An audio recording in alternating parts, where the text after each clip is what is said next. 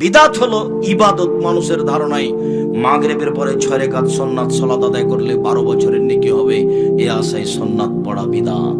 শুনুন, দুরুদে ইব্রাহিম ছাড়া আল্লাহুম্মা সাল্লি আলা সাইয়্যিদিনা মাওলানা নবিয়ানা মুহাম্মদ, এই দুরুদ রাসূলের দুরুদ নয়, এই দুরুদের নাম হলো বিদাত।